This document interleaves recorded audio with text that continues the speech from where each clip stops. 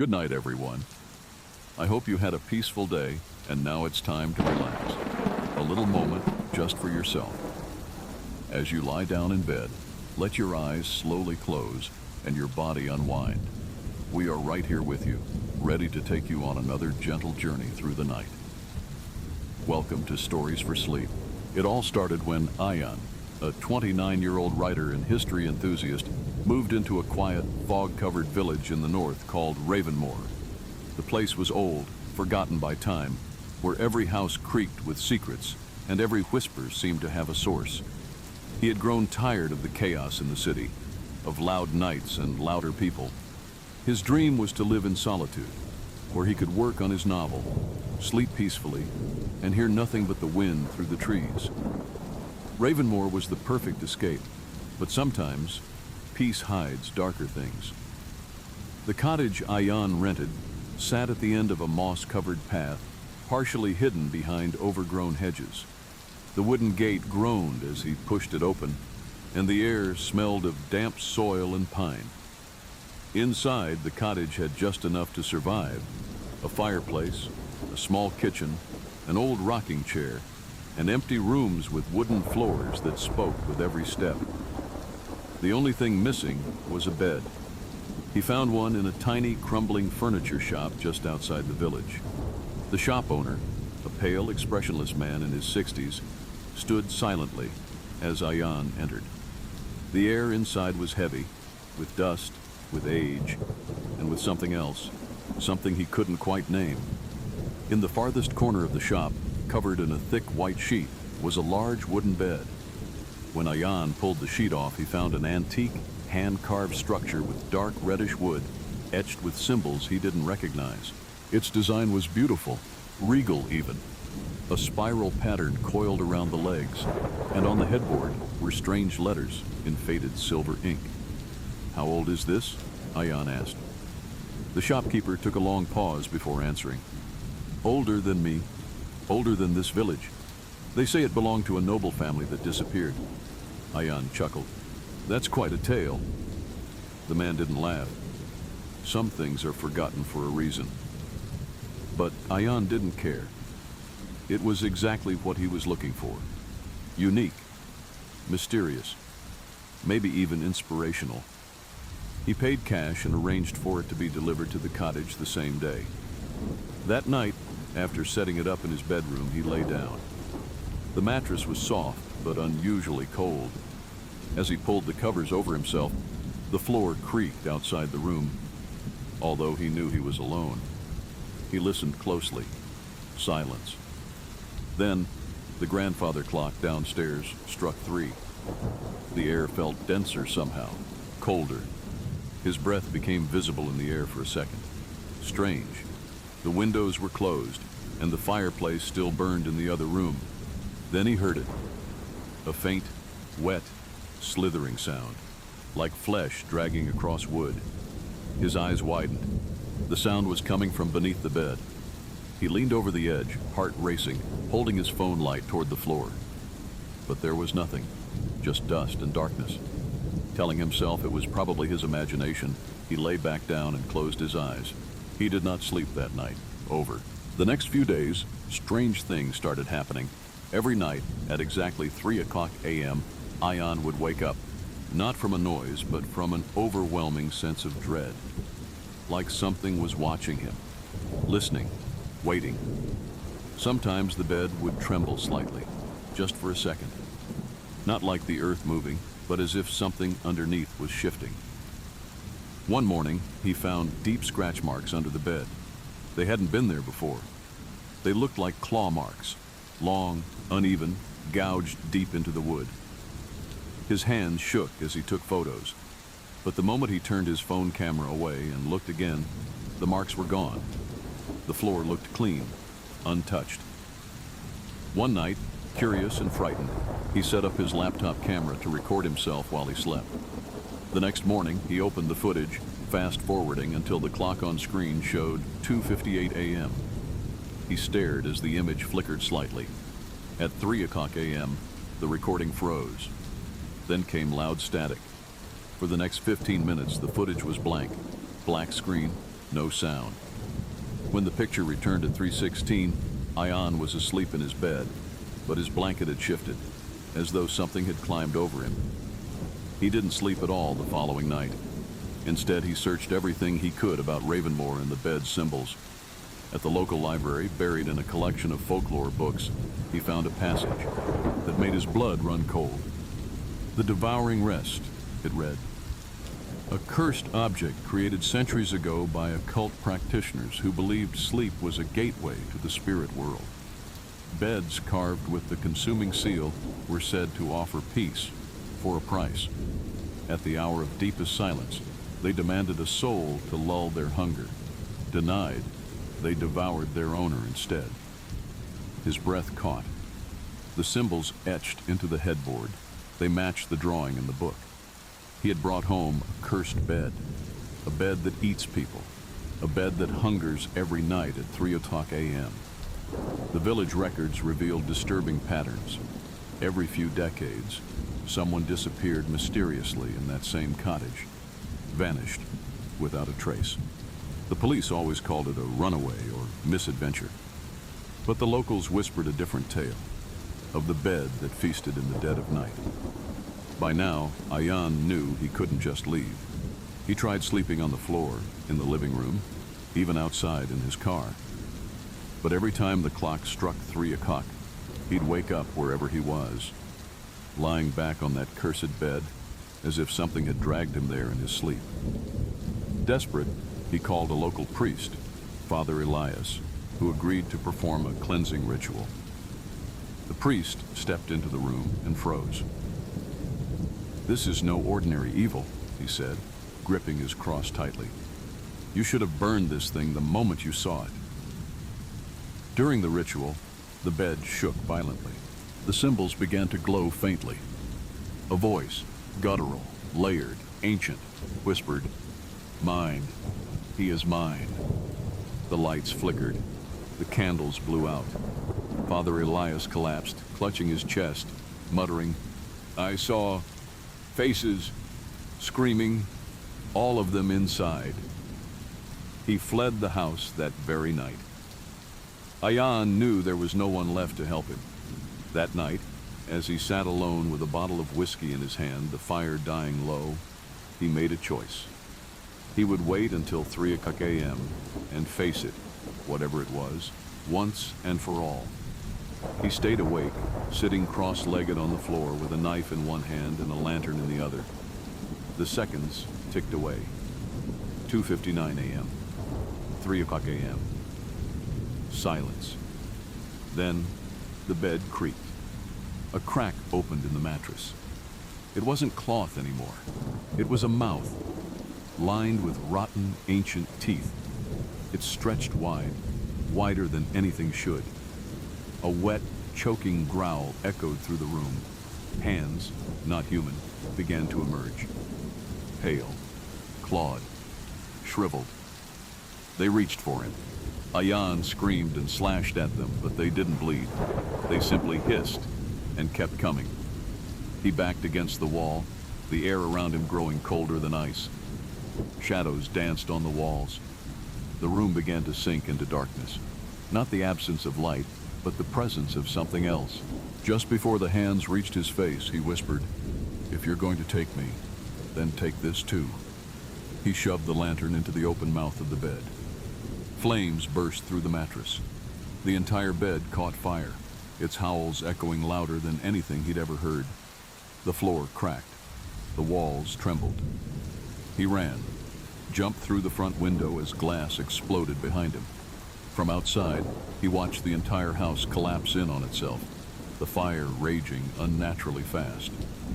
It was over, or so he thought.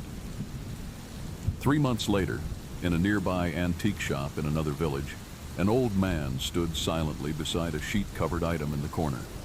A young couple walked in, holding hands. "What's under the sheet?" the man asked. The shopkeeper smiled. "An old bed, beautiful design, very rare." "Let's take a look," the woman said, and once again, the cycle began.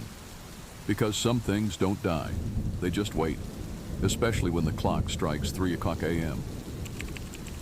She said it like she always did, softly, gently. "Good night, love." That night she kissed my forehead, smiled like she had 1,000 times before, pulled the blanket up to her chin, and turned away to sleep. But she never woke up. Her name was Ariba, my wife, my anchor, my world. We'd been married for 6 years, and I had known her for 10. We lived in a small, tidy apartment on the 5th floor of an aging building that creaked with life. Life that, after that night, seemed to creak no more. It started off just like any other day.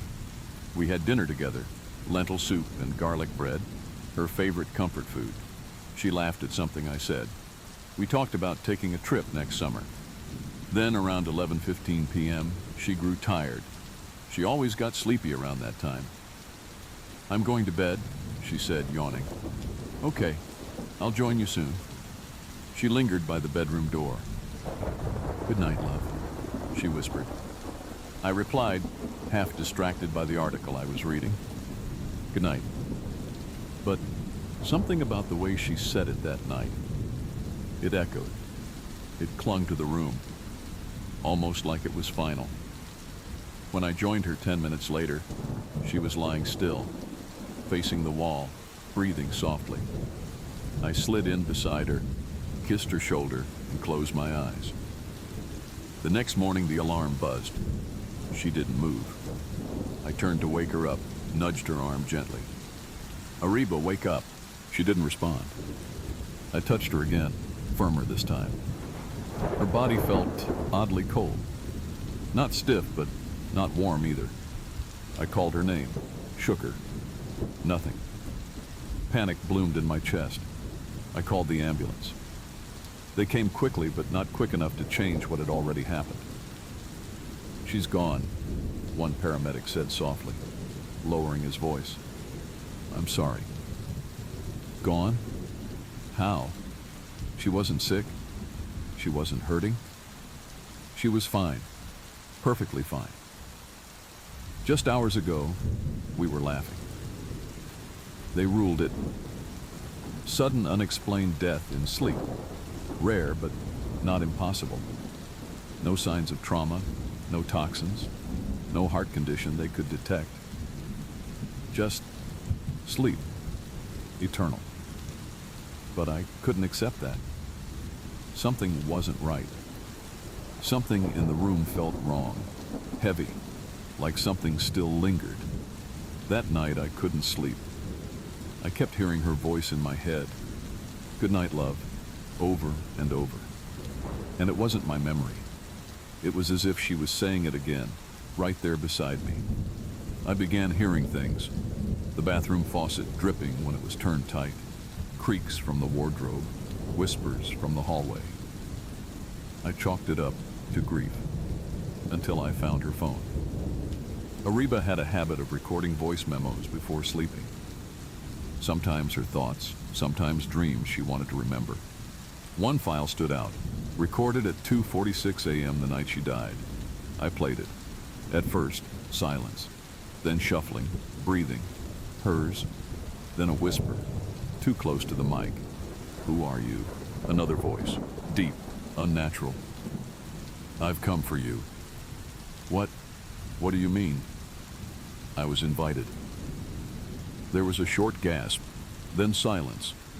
The file ended. I froze. My hands trembled. Invited? I searched everything, her social media, texts, emails, looking for something, anything. That's when I found a private message from an account named Sleepless One, sent the day before she died. It simply said, "Do you wish to never wake up again? Say yes before sleep." I checked her reply. One word, yes. My throat dried. I sat motionless for hours. My wife invited it. Still not believing it, I dismissed it as a joke. Spam. Maybe a friend playing a prank. But deep down, I felt the truth. There was something evil in that message. I began to dig. I posted anonymously on Reddit, Twitter, dark forums. The pattern was disturbing. Multiple people had received similar messages before, sudden, unexplained deaths. All were recorded as dying in their sleep. No signs, no causes, just gone. After saying yes, I found an old thread buried deep in a horror forum describing an entity called the Sleeper's Shadow, a spirit or demon that lurks between the conscious and unconscious world. It can only enter when someone grants permission, even unknowingly. Saying yes before sleep is an invitation. Once inside, it stays, feeding on your breath, your warmth, your soul, until there's nothing left. Then it moves on, through you, to the next. I didn't believe in demons, but I believed in Ariba, and she wouldn't die without reason. The next few nights, I didn't sleep, but every night at 2:46 a.m., I heard it. Not a sound, but a presence. My bedroom would become cold. The air would shift. Shadows would lean in closer.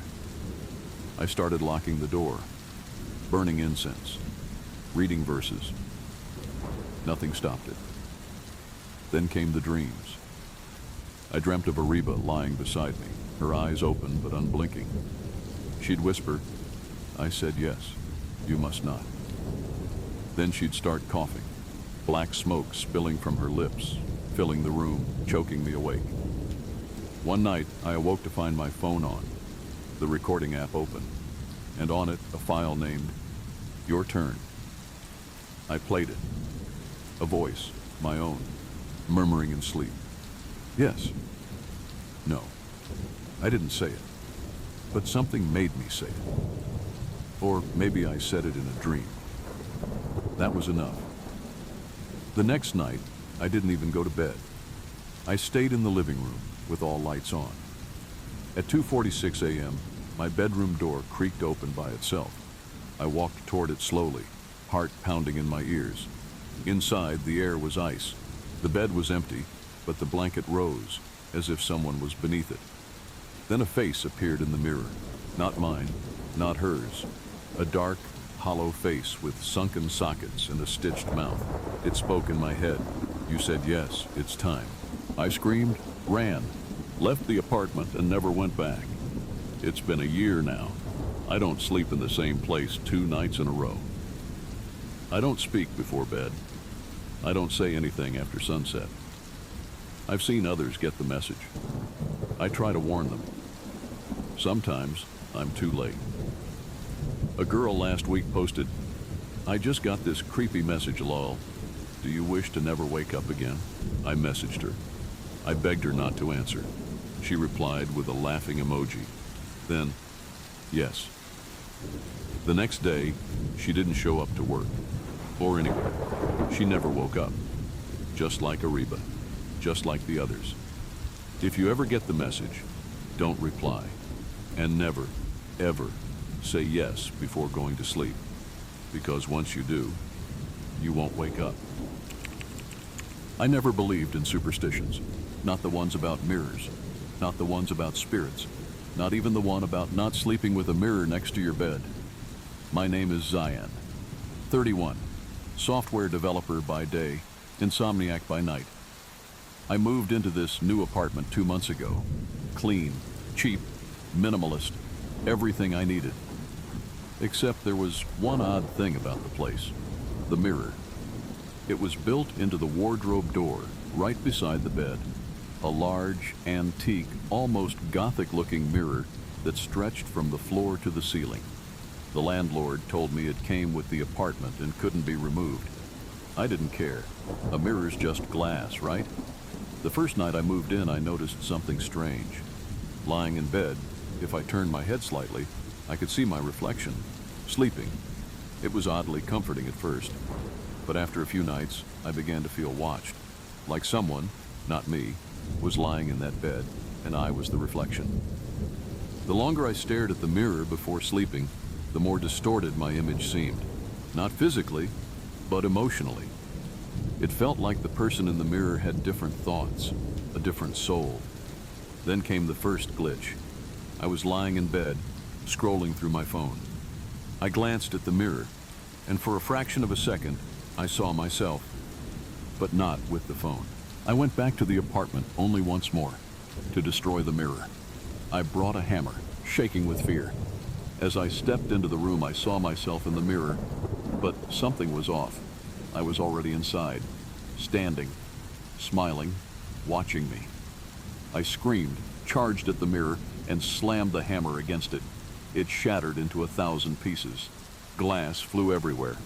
Blood dripped from my hands. I collapsed. When I awoke, I was in the hospital. The landlord told the police I'd smashed the mirror in a panic. They called it stress, anxiety, a breakdown. But I knew better, because since that night, I no longer see my reflection. Not in mirrors, not in windows, not in anything. And every night at 3:17 a.m., I wake up and feel someone else sleeping in my bed. They breathe in sync with me. They turn when I turn. And sometimes, they smile before I do. Then it smiled again, a slow, sinister, knowing smile. It mouthed something. I played it back multiple times. I'm sure it said, "Let me out." I nearly dropped the phone. My hands were cold. My heartbeat skipped. I stopped sleeping in that room. I moved my mattress to the living room and shut the bedroom door. For the next few days, things were quiet, until the third night. I woke up on the floor to find the bedroom door wide open. And there, in the darkness, I saw a dim reflection from inside. The mirror. Someone was standing in front of it. It wasn't me. They weren't facing the mirror. They were facing me. I scrambled for the light. It flicked on. The room was empty. But the mirror, it was fogged, like someone had been breathing on it. And in the condensation, there were fingerprints from the inside. I called a spiritual healer the next day. I showed him everything, the recordings, the fog, the photos. He didn't even blink. "You've opened a gateway," he said. "Mirrors are not just glass. They reflect the soul. And sometimes, if a soul has nowhere to go, it stays. It mimics. It waits. And when the real you is weak enough, it replaces."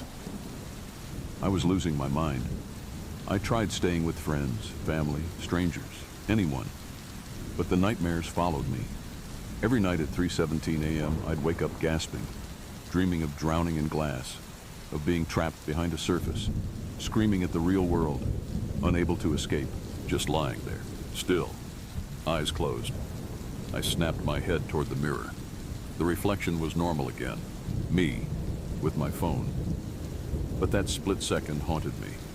I laughed it off. Sleep deprivation, too much caffeine, maybe even a brain lag. But the mirror glitches got worse. One night I turned off the lights and was just about to drift off when I heard something, breathing, heavy, raspy, right next to me.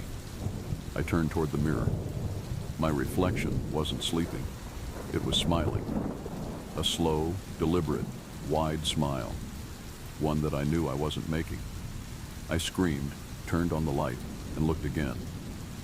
My reflection was just lying still, like I was. Calm, innocent. I didn't sleep that night. I tried covering the mirror the next day with an old bedsheet. But every morning, it was uncovered, even though I live alone. I tried moving the bed, but the only way it fit in the room was right beside the mirror. I tried sleeping on the couch.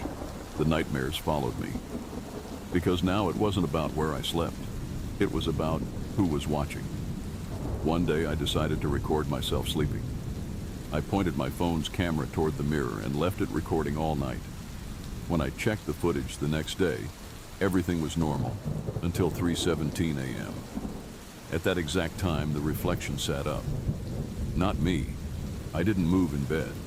But the reflection sat up straight, turned its head, and stared directly at the camera for a full minute. It began quietly.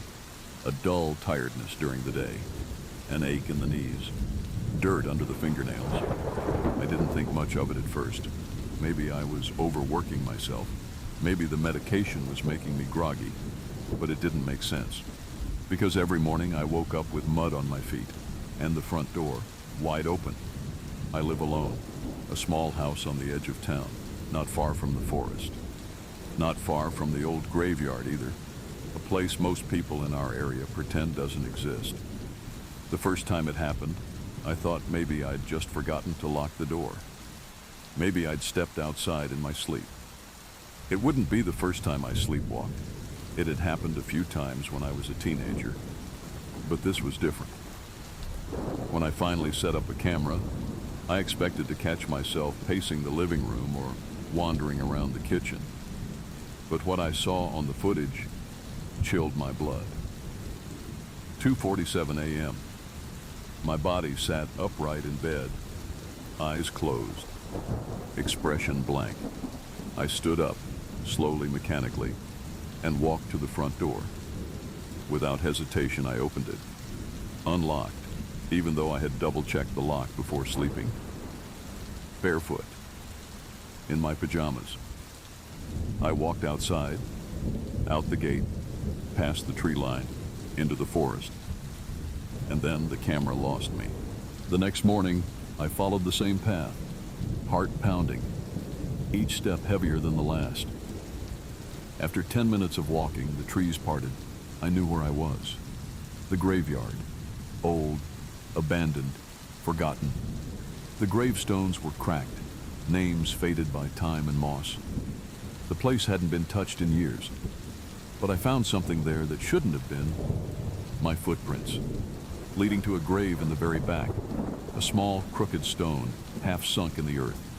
No name, no date, just a symbol, a crescent, carved crudely into the top. That night, I didn't sleep. I waited, sat upright in my bed, knife in hand, determined to stop whatever this was. But as the clock struck 2:47 a.m., a fog entered my mind. My eyelids grew heavy. The next thing I knew, I was standing in the forest again, alone, barefoot, covered in dirt. But this time, I was holding something, a small, rusted lantern, one I didn't own, one that glowed a faint blue, the kind of color you don't see in firelight. I ran back home. My knees buckled, my hands wouldn't stop shaking.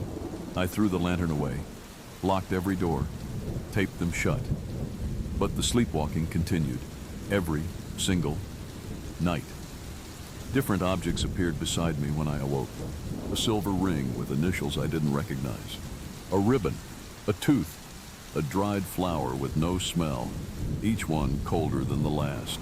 Desperate, I contacted a sleep specialist. They hooked me to machines, wires, cameras. I spent the night in a clinic under observation. The next morning, the doctor looked pale. His hands trembled as he held the footage. "You didn't just walk," he whispered. "You spoke." "What do you mean?" He played the audio. It was me, whispering in my sleep, over and over. I remember the dirt. I remember the cold. I remember the silence. Then, another voice. Not mine. Not human. Raspy. Hollow. Deep. Soon. The doctor refused to treat me further. He wouldn't answer my calls. He blocked my number. So I went back to the graveyard during daylight, this time with a shovel. I dug at the unnamed grave. I had to know what was under there, what was calling me. After 2 hours, the shovel hit something. Not a coffin. A wooden box, small and rotted. I opened it. Inside, a mirror, blackened, a letter, unreadable, and a photo of me, as a child, wearing the same clothes I wore in an old family album. I never took that photo. Terrified, I asked my mother about it. She paled, refused to speak. But later that night, I found an old newspaper article she had hidden. Boy missing in forest, found asleep in graveyard. They say certain objects carry emotions, that the things we sleep under, live with, touch every day, they remember us. I never believed that, until I brought home the blanket. It was raining heavily that day. the kind of endless rain that turns the streets into mirrors and the air into mist. I had taken shelter in an antique thrift store I'd never noticed before. The place felt old, yes, but also strangely alive. Dust floated in shafts of yellow light, and the wooden floor creaked under the weight of history. I didn't intend to buy anything, just wait out the storm. But something in the back room called to me. A pile of forgotten linens, faded and half folded. And on top of that pile, a blanket. It was heavy, dark blue, thick and soft, but with a weight to it that felt unnatural.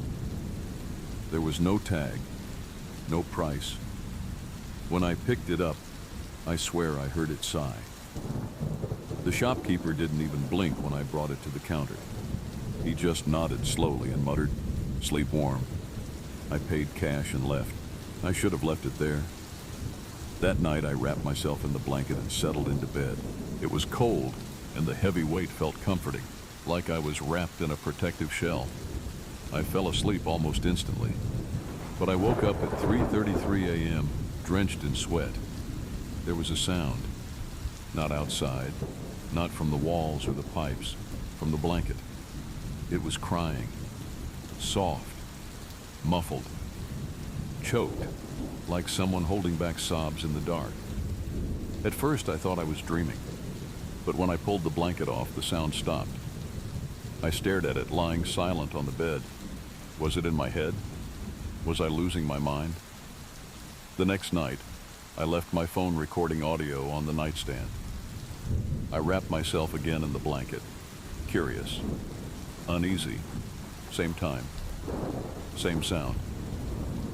3:33 a.m. The crying began, and not just one voice. This time it was several. Men, women, children. A chorus of soft, broken weeping. When I played back the audio the next day, the crying was faint, but it was there. And right before the recording cut off, one voice whispered, "Let us out." I dropped my phone. My hands wouldn't stop shaking. I searched everywhere. No information about the blanket, no brand, no thread or history, nothing. It was like it didn't exist, but I knew it did. Because the third night, the crying turned to screaming. It started the same, soft sobs, whimpers. But by 3:34, the voices had grown louder, more desperate. One cried out, "He's here again!" Another gasped, "I can't breathe." And then the blanket got colder, ice cold. I threw it off and saw something that made my blood freeze. Handprints, pressed from inside the fabric, fingers straining under the surface, like someone was trapped inside it, pushing, screaming, pounding. I backed away, heart racing. The blanket settled. The crying stopped. I didn't sleep again that night. The next morning, I burned it. I took it out to the backyard, poured lighter fluid, and watched it go up in flames. Thick black smoke rose. The fire burned too hot, too quickly. And for a moment, I heard them, screaming, not in pain, in relief, like souls released. I buried the ashes and tried to forget, but that night, when I turned off the lights, I felt the weight again, the weight of a blanket that was no longer there. And at 3:33 a.m., I heard a faint sob, coming from under the bed. Some blankets warm you, some remember you, and some trap you. I moved into that house on a warm, quiet September afternoon. It was an old Victorian-style place with creaky stairs, stained glass windows, and a front porch that sagged under its own weight. It had a certain charm, the kind that made you imagine hot cocoa in winter, rainy afternoons reading books, and late-night conversations by candlelight. I got it for a surprisingly low price, too. Almost suspiciously low. But when you're starting over, you don't ask too many questions. I was alone. After the divorce, the silence became something I craved more than feared. The first few nights were uneventful. Just the usual settling-in noises, odd creaks in the floorboards, and the hum of old plumbing. Nothing unusual. until the fifth night. That night, I dropped my phone between the wall and my bed and had to kneel down to look under it. That's when I noticed it.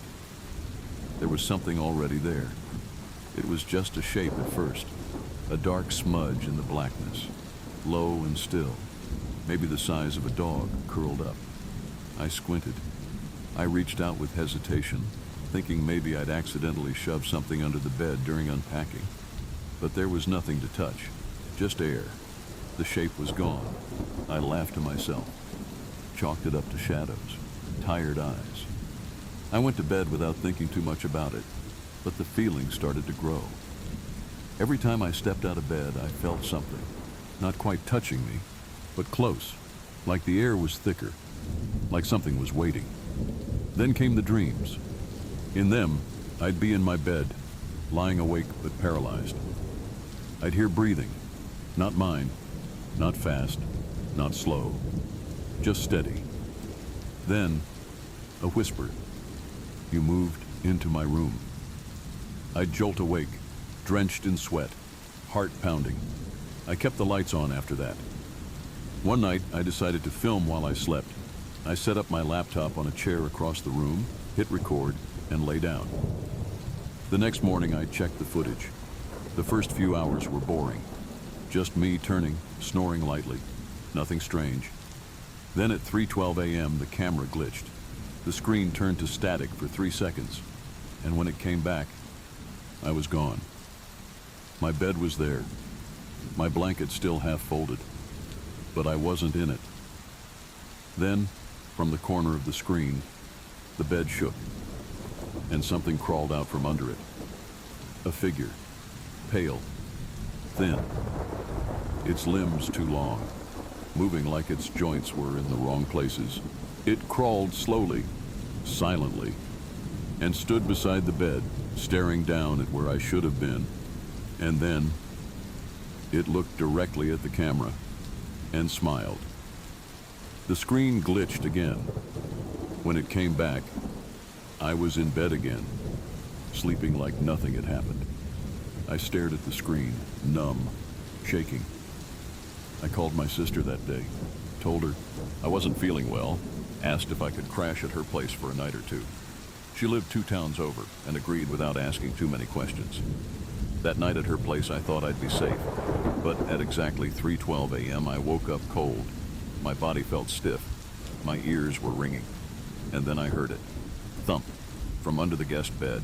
Then, found you. I screamed, turned on the lights, pulled the blankets off. There was nothing under the bed. No shadow, no movement. Just clean floor. But the feeling didn't go away.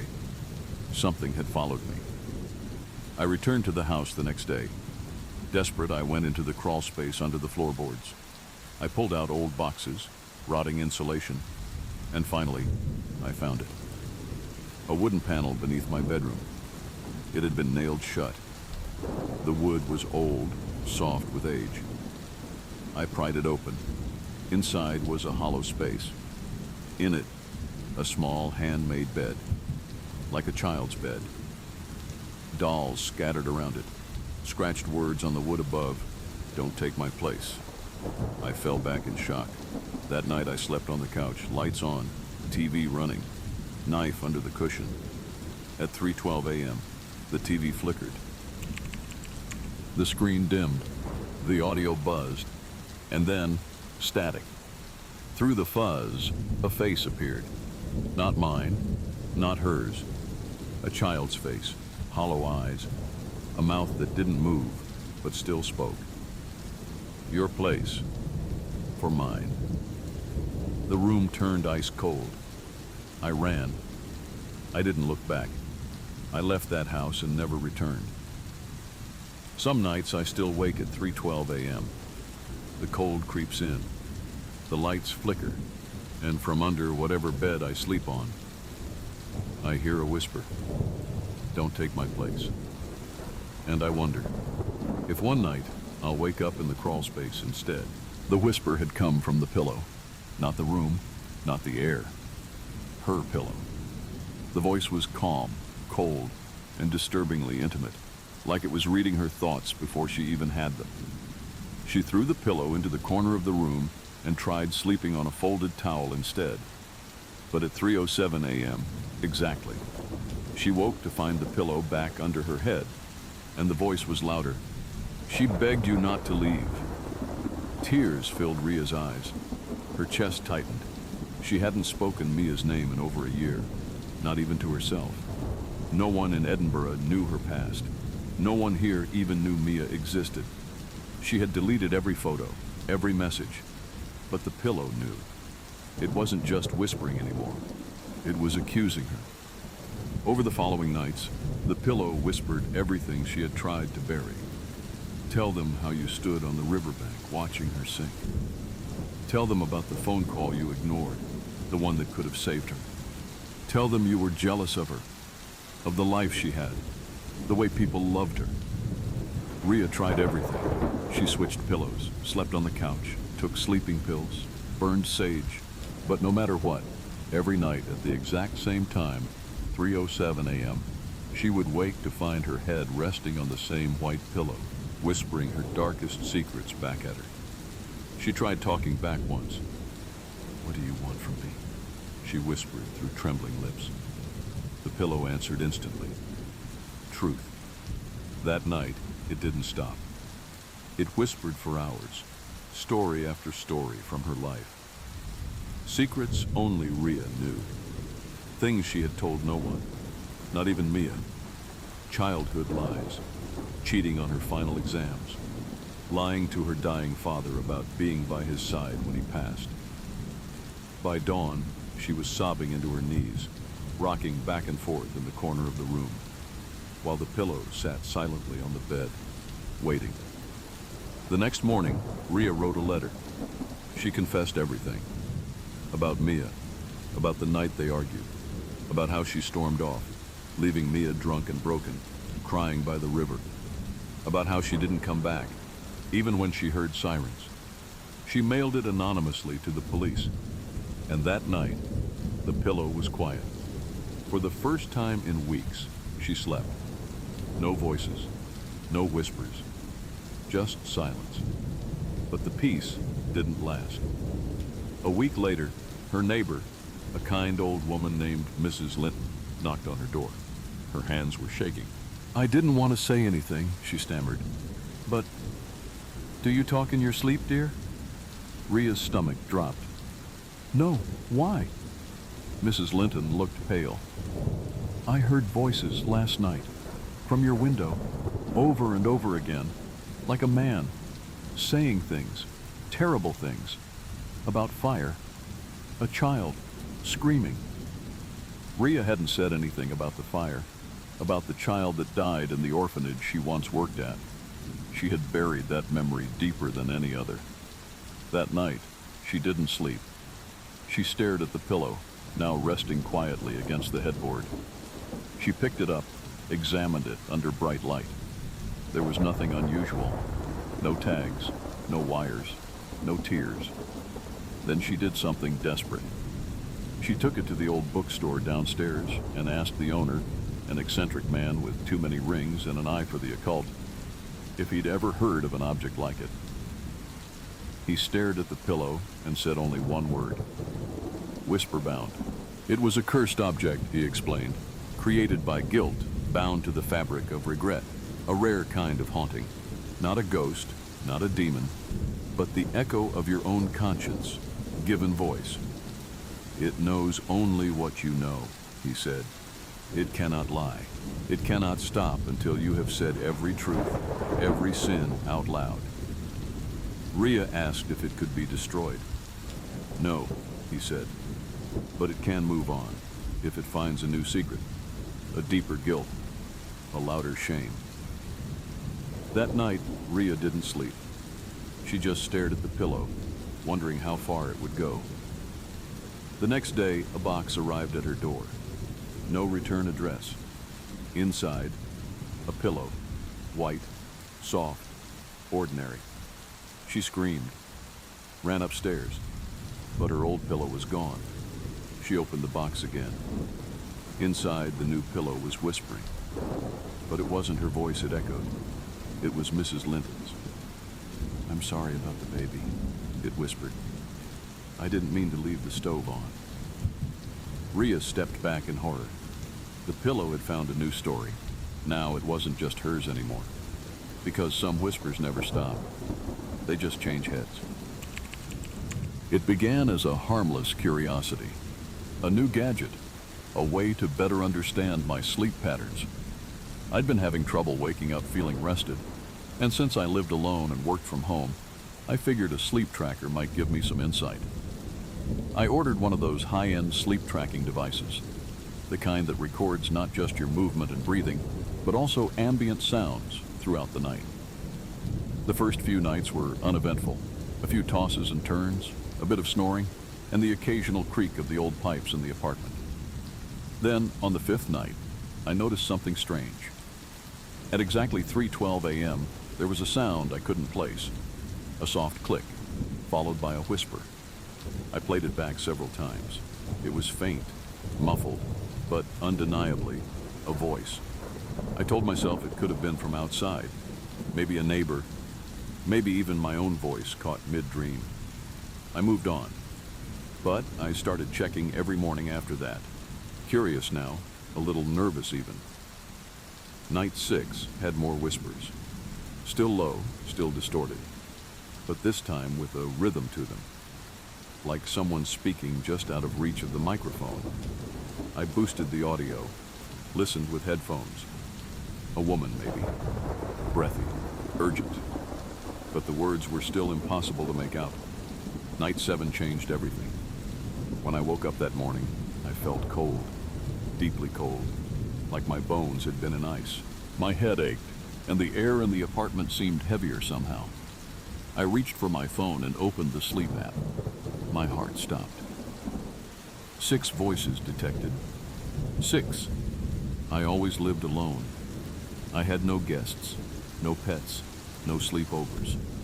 I had never recorded more than my own voice, maybe 1 or 2 noises from the hallway at most. But now the app confidently reported 6 distinct voices during the night. I played the recording. It started like before, soft creaks, shuffling, then my own breathing. Then came the whispers, one after another, overlapping slightly, all different tones, male, female, some raspy, some delicate, none of them recognizable. They murmured, indistinct, until one voice rose above the others, a whisper so clear it felt like it came from inside my head. 7. Just that word. And then, silence. My skin prickled. My hand trembled as I replayed that moment again and again. 7. But the app had only recorded 6 voices. That night, I turned on every light in the apartment. I sealed every window. I even slept with a kitchen knife under my pillow, absurd as it felt. The next morning, I barely had the courage to check, but I did. 7 voices detected. My vision blurred. I hit play. The first 6 voices returned, clearer now, whispering things I could almost understand. One said my name. Another laughed softly. One of them just repeated the phrase, "Wake up," over and over. Then came the 7th. It wasn't a whisper, it was a growl, low, wet, and guttural, like an animal imitating human speech. My name came through its throat like something choking it out. "Elaz," it hissed. I dropped the phone. In the days that followed, my life unraveled. I stopped sleeping. I couldn't. Every time I closed my eyes, I felt them near me. The voices, the pressure. One night I caught movement in the mirror, just behind my shoulder.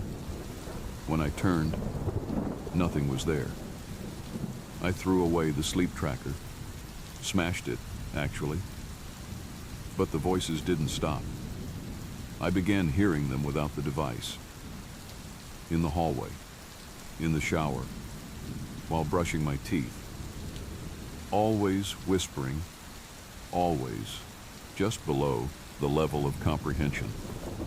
I visited a sleep clinic. I lied. Said I heard noises, felt watched. They ran tests. Said I had hypnopompic hallucinations, the type that happen during transitions between sleep and wakefulness. But one of the doctors, an older man with thinning gray hair and eyes that had seen too much, pulled me aside after our final session. He handed me a slip of paper with a number on it. "When it hits 8, call this number," he said. "No questions, just call." I never saw him again. A week passed. The voices increased in intensity. I stopped answering calls. I started locking my bedroom door at night, though. I knew it wouldn't matter. Whatever this was, it was already inside. Inside my apartment, inside my head. I could feel it watching, waiting, building towards something. Then came last night. I slept, out of sheer exhaustion. And this morning I woke up with my phone vibrating under my chest. I hadn't even opened the app. It had auto-recorded. 8 voices detected. My stomach dropped. My blood ran cold. I remembered the number. With shaking hands, I called. It rang twice. A voice answered. Female. Calm. "Elias." "Yes," I whispered. "It's already inside," she said. "Don't speak. Just listen." My throat tightened. I nodded, forgetting she couldn't see me. "You invited it in when you began listening, when you cared. The voices feed on your attention. 7 are the watchers. The 8th is the mouth. Once you hear it speak clearly, it never stops." I closed my eyes. "What do I do?" "You don't sleep, ever, or it'll find a place inside you." Then the line went dead. I haven't slept since, but I can feel it, growing stronger. Even now, as I write this, I hear faint murmurs behind me. No matter where I go, coffee shops, libraries, even a church once, the voices follow. I tried to record again. Last night, the app gave me a new message. "Recording unavailable, already listening." I don't think it's in the app anymore. I think it's in me. And tonight, if I sleep again, I'm afraid it won't be just whispers I hear. I'm afraid I'll answer back. I always thought the phrase, "sleeping with one eye open," was just a metaphor. You know, something you'd say when you're on edge, living with a heightened sense of fear or paranoia. I never imagined it could become literal, but it did. And it started so subtly that, for a while, I thought I was losing my mind. My name is Lila. I'm 34. I live alone in a quiet suburban home, safe, boring, predictable. I work from home as a freelance copywriter, and outside of a few grocery runs, I rarely go out. I liked it that way. No drama, no distractions, just me and my thoughts. But that solitude may have been what made it worse. It began with a twitch, just my right eye, barely noticeable at first. A random flutter as I lay in bed trying to fall asleep. I chalked it up to screen fatigue. I was working long hours, staring at a laptop all day. I told myself I just needed to unplug more, so I limited my screen time. I even cut caffeine. Still, the twitch persisted. Then, it evolved. One morning, I woke up with my right eye dry and red, almost painfully so. My left was fine. I figured I had slept with it slightly open, which I'd read can happen occasionally. I even laughed about it to a friend over text. "I guess I'm really sleeping with one eye open. Ha ha." But the next morning, the dryness was worse. Like my eye had been exposed all night to the air. The skin beneath it had a faint purplish tint. When I looked in the mirror, the eye stared back at me, bloodshot, watery, strangely alert, and then it blinked. Not both eyes, just the right one. On its own. I froze. Told myself it was a nervous spasm. I blinked a few times, trying to even them out. For a second, I managed to believe that explanation. Until it happened again, only when I wasn't in control. I started recording myself while I slept. Just my face. Camera propped on a tripod, aimed at my bed.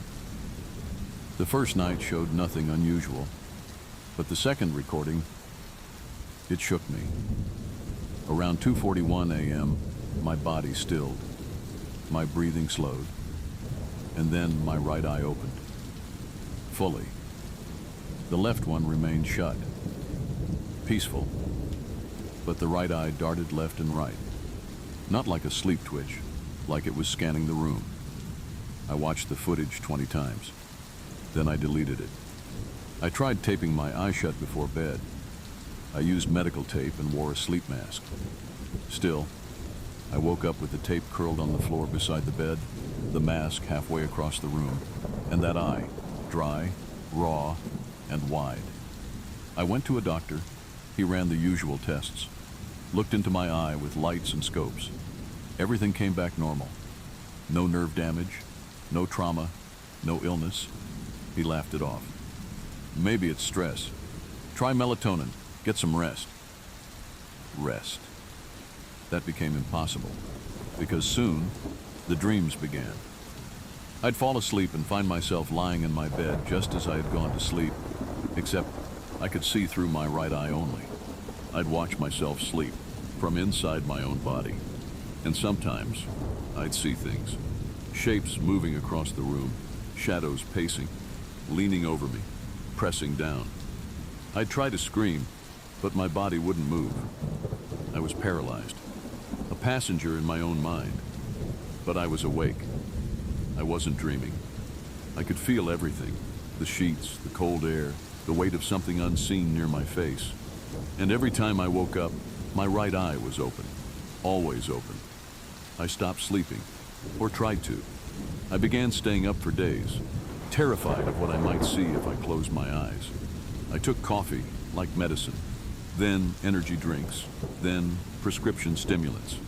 I thought if I could stay awake long enough, whatever was happening would burn itself out. But I was wrong, because one night, I passed out on the couch, only for 20 minutes, but it was enough. When I came to, I was already sitting up. That's what jolted me. I didn't remember sitting up. I was upright, back stiff, hands folded in my lap, like I'd been waiting for someone. I stood and walked to the mirror. My right eye wouldn't blink at all. I touched it. Nothing. No movement. It didn't even water anymore. The pupil was too wide. The skin around it looked stretched. I leaned closer, and then it blinked.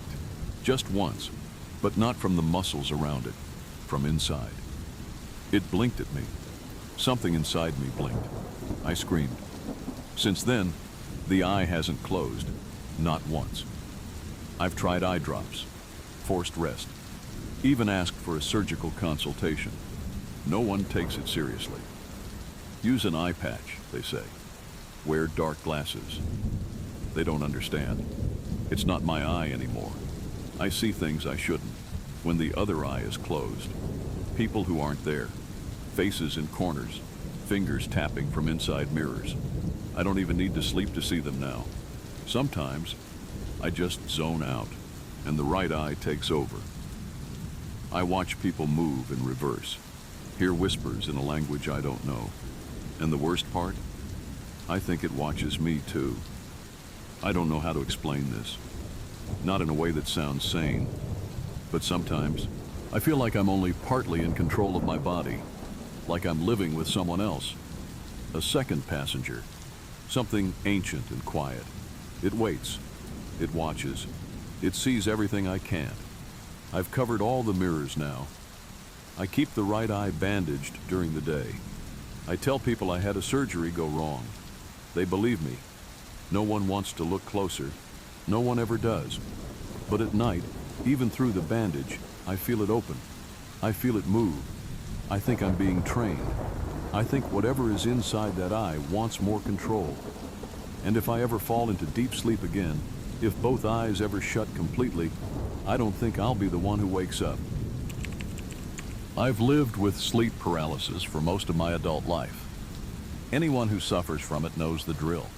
You wake up frozen in your body, unable to move, with a crushing weight on your chest, and the inescapable feeling that something is watching, or worse, approaching. It's like waking up into a living nightmare you can't scream your way out of. But you learn to live with it. You make peace with it, sort of. For me, it started in college. The first few episodes scared the hell out of me. I thought I was dying. But once I read about sleep paralysis, I felt slightly reassured. It's just your brain waking up before your body, they said. It's harmless. Tell that to the thing that watches me from the corner of the room. Yes, I have one of those. A classic shadow figure. 7 feet tall, head nearly touching the ceiling, a form so black it looks like it's been cut out of the world, like reality itself avoids him. He has no face, but I feel his stare, and he never moves, never breathes, just stands there. I named him the Watcher. He's been with me for years. Comes maybe once or twice a month during sleep paralysis episodes. Doesn't speak, doesn't touch. Just watches me while I lie frozen, heart pounding like a trapped animal. It's terrifying, yes, but I've grown used to him. Like an old enemy you fought so many times, you start to respect each other. But 2 weeks ago, he brought someone with him. I woke up in the usual state, pinned to my bed, eyes wide open, limbs made of stone. My bedroom was pitch dark, and I could already feel him standing in the corner near the closet. I waited for my breath to steady, for the tightness in my chest to loosen. But that night, something was different. There were footsteps, not his, soft, uneven, like something crawling across the wooden floor on too many limbs. The sound came from under my bed. My scalp tingled, my mind screamed, my body refused to move, and then it spoke. Not the Watcher, the thing under the bed. It giggled, a high, brittle sound like a child mimicking laughter, but without understanding what it meant. The mattress shifted under me, ever so slightly, as if something was pressing up from below. I couldn't see it, but I could hear its fingers tapping the wood beneath me. Tap, tap, tap. Found you, it whispered. My throat clenched. I wanted to scream. I wanted to die. Anything to escape what was happening. The Watcher didn't move. He stood as still as ever in the corner. But now I understood something horrifying. He wasn't there to harm me. He was there to keep this other thing at bay. And he was failing. The next night, I refused to sleep. I drank coffee, paced the living room, left all the lights on. But exhaustion caught up to me just before dawn. I blinked. Once, twice. Then, darkness. I woke up again. Sleep paralysis. My mouth was dry, my jaw clenched. My fingers wouldn't budge. I could only look around, barely able to breathe. The Watcher was gone, and in his place was the thing, no longer hiding under the bed. It was beside me now, its face inches from mine. I say face, but it didn't have one. Not really. Just folds of pale, wet flesh and rows of teeth where a mouth shouldn't be. No eyes. But somehow it saw me. Its breath reeked of soil and rot, like something that had been buried and clawed its way out. It didn't speak this time. It only smiled, and reached one of its too many hands across my chest, pressing down until my lungs screamed for air. I blacked out. When I woke up, it was morning. Sunlight spilled across the bed. Everything looked normal, but my shirt was torn down the middle, as if clawed. I checked the floor, scratch marks in the wood. I called a sleep specialist that same day. She blamed stress. Hallucinations, she said. Do some breathing exercises. But I knew it was real, because that night I didn't sleep at all, and I still heard it, crawling along the floor behind my couch, clicking its nails on the hardwood, humming, a tune I didn't recognize, but that felt wrong, like a lullaby for the damned. I checked into a hotel the next day. Different room, different bed. No personal belongings, just a clean start. I told myself it couldn't follow me, but it did. Sleep paralysis hit again around 2:53 a.m. The watcher returned. I almost cried from relief. But then, the closet door creaked open, and the thing crawled out. This time, the watcher turned to face it. It was the first time he'd ever moved. The shadows in the room twisted and warped as the two shapes faced each other. And for a moment I thought they were going to fight. But they didn't. They nodded, as if acknowledging each other. And both of them turned to face me. That was the last time I slept. It's been 5 days. My skin is pale. My eyes burn. My heart skips like a broken metronome. I can feel them waiting. The watcher in the corners. The crawling thing beneath every surface. They aren't enemies. They are working together now. And they don't want me dead. No, they want me awake.